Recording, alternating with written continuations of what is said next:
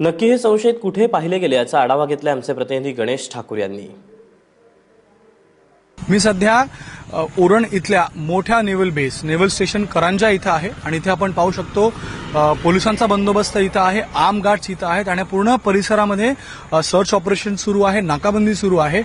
जी माहिती आम्हाला मिळाली त्यानुसार उरण इथलं हे मोठं नेव्हल स्टेशन आहे जिथं आर्म्स अँड अम्युनिशनसाठी आर्मरी ज्याला म्हणतो त्यासाठी हे मोठं नेव्हल स्टेशन आहे आणि माझ्या डाव्या बाजूला जर आपण वळलो डाव्या बाजूला हेच ते INS तुनीर किंवा नेव्हल स्टेशन करंजा आहे आणि इथनच वरती गेल्यावर नेव्हल स्टेशन आपल्याला असतं आणि म्हणूनच इथं ही सुरक्षा देण्यात आलेली आहे। आणि या माहितीनंतर पूर्ण उरण परिसरातील जे व्हायटल इन्स्टॉलेशन्स आहेत, नेव्हीचे असो, ONGCचे असो, JNPTचे असो किंवा इतर व्हायटल इन्स्टॉलेशन असतील तिथं सुरक्षा देण्यात आली। आपल्यासोबत आशिष घरात आहेत, त्यांच्याशी बातचीत करूया। आशिष, ज्या प्रकारे ही माहिती समोर आली, सुरुवातीला मॉकड्रिल असा एक संशय होता किंवा वाटलं होतं मॉकड्रिल आहे, पण ज्यावेळेस कन्फर्मेशन आलं की मॉकड्रिल नाहीये त्यानंतरपासून पोलीस म्हणा किंवा सर्व एजन्सीज जे आहेत ते पूर्णतः त्यांनी आपल्या ऑपरेशनला सुरुवात केली।